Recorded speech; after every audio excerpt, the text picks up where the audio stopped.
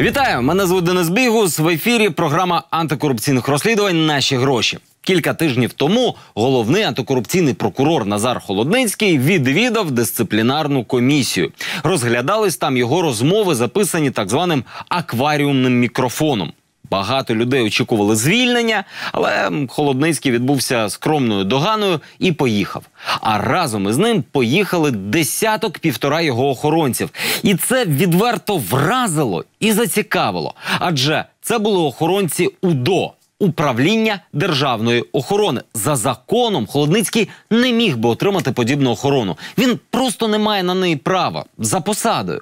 Але виявилось, 1,5 десятка бодігардів йому просто подарував, я не знаю, яке тут слово ще можна використати, президент Петро Порошенко.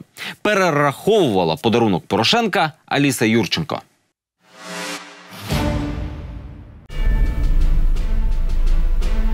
Без посмішок і з навушниками.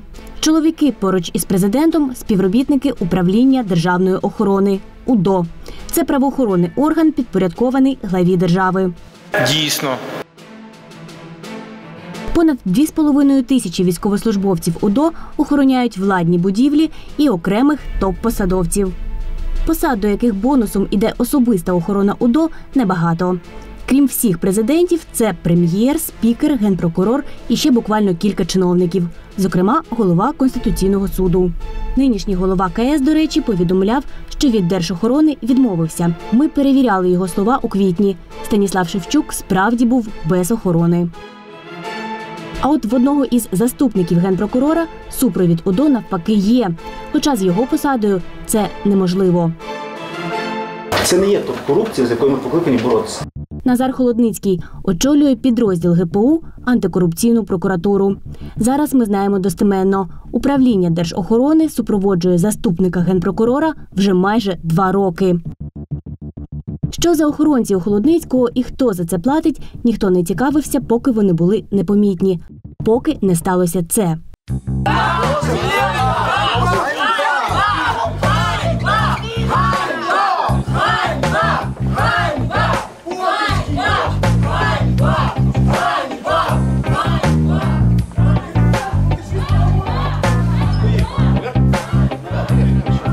Найнесподіванішим сьогодні виявилася кількість охорони Назара Холодницького. Наприкінці липня антикорупційний прокурор з'явився на публіці буквально із натовпом бодігардів. Чоловіки з навушниками та парасольками чекали у коридорі, затуляли Назара Холодницького на засіданні, де розглядали його порушення. Які конкретні проступки він вчинив? Це злив інформацію фігурантам справи, підбурення до дачі неправдивих показань, тиск на суддю. Допомагали уникнути запитань у перервах. Він прийме сам, самостійна людина, він сам прийме рішення, буде він виходити. Будь ласка, чекайте за дверима. Сереж, стань, пожалуйста, на двері.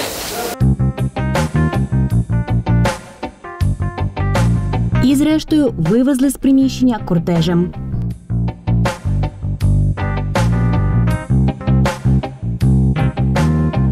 Тільки в будівлі ми нарахували з десяток охоронців одного заступника генпрокурора. Та виявилося, і це було не все. Ще частина чекала на вулиці.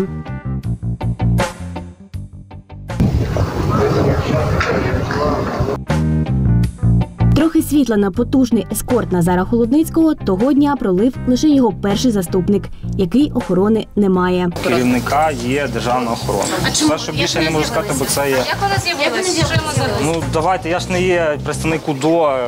В УДО нам повідомили, супроводжують антикорупційного прокурора з листопада 2016 року, тобто вже рік і 9 місяців.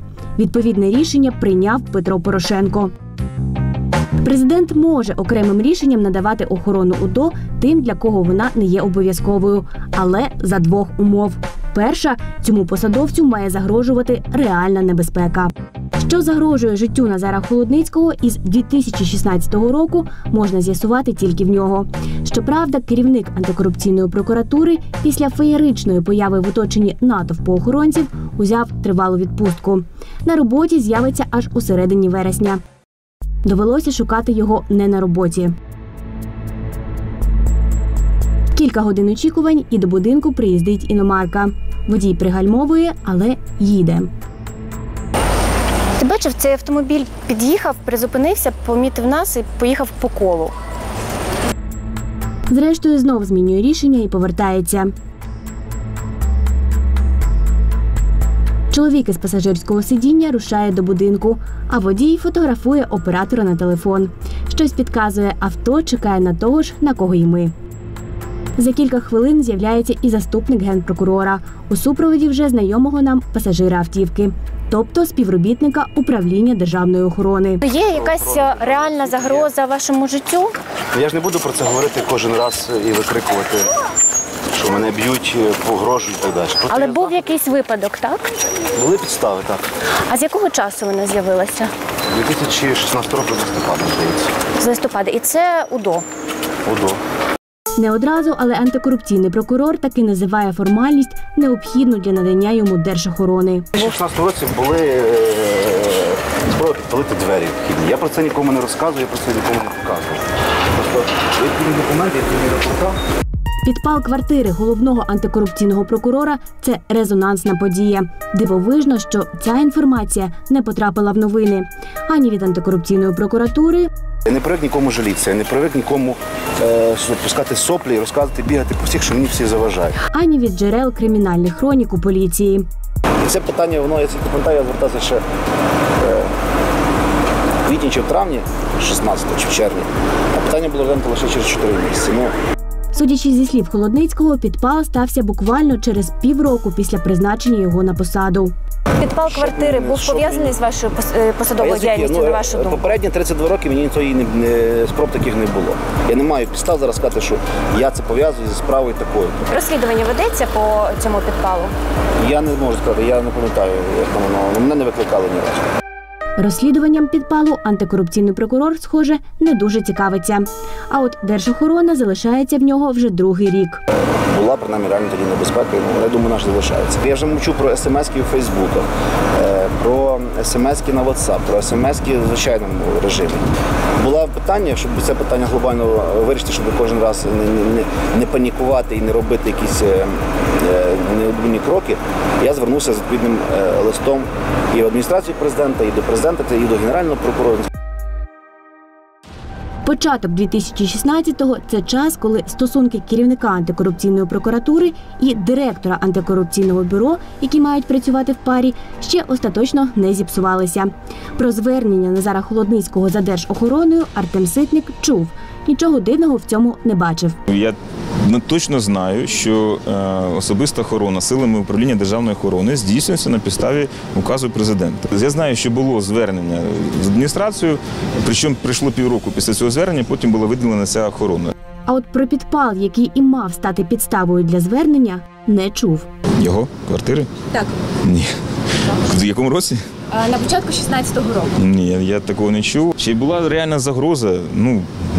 В мене таких фактів немає. Звісно, ми не будемо оцінювати рівень загроз керівнику антикорупційної прокуратури на око. Припускаємо, вони можуть бути. Навіть попри те, що про ці загрози жодного разу публічно не повідомлялося. Та є дещо, куди більш однозначне. Заступник Генерального прокурора України, керівник спеціалізованої антикорупційної прокуратури, не входить до числа осіб, які можуть бути забезпечені державною охороною на підставі розпорядження президента України. Друга обов'язкова умова – щоб президент міг прийняти рішення про надання комусь охорони ОДО. Це посада особи, якій загрожує небезпека. Закон визначає перелік таких посадовців. Вичерпний перелік. Закон говорить, що до кола таких осіб відносяться, зокрема, народні депутати України, члени Кабінету міністрів України, судді Конституційного суду, судді Верховного суду, а також керівники інших органів, центральних органів виконавчої влади. Керівника спеціалізованої антикорупційної прокуратури серед них немає. Виходить, президент не мав права забезпечити держохороною Назара Холодницького. Ми попросили ОДО назвати конкретний пункт закону, на підставі якого Петро Порошенко прийняв це рішення. Але у своїй відповіді ОДО просто проігнорувало це питання, як і подальші уточнення. Чи не тому, що пояснити це розпорядження президента в законний спосіб неможливо. Відтак питання, скільки бюджетних коштів за майже 2 роки використали на забезпечення державного супроводу Назара Холодницького? І скільки ще посадовців, яким закон не дає права на охорону УДО, її отримали?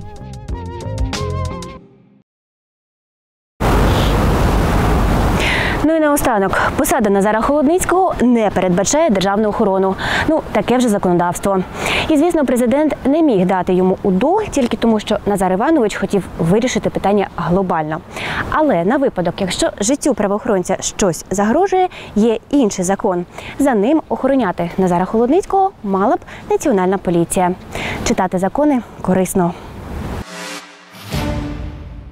Колись у 16-му році новопризначеному тоді антикорупційному прокурору підпалили двері. Тихенько-тихенько підпалили. Про це ніхто і не чув.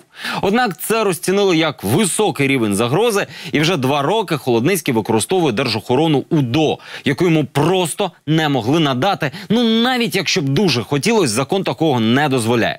Закон дозволяє у випадку загрози отримати охорону від поліції. Щоправда, скоріш за все, вам у ній відмовлять. Одеському активісту Сергію Стерненку охорону не надали навіть після того, як на нього було вчинено 2 замахи. Навантаження на бюджет. Скільки тепер коштують бюджету двері Холодницького, зважаючи на те, що охоронців у нього понад 10? Втім, кого хвилюють такі дрібниці? Адже президент сказав охороняти. Ніби УДО – це його персональна гвардія.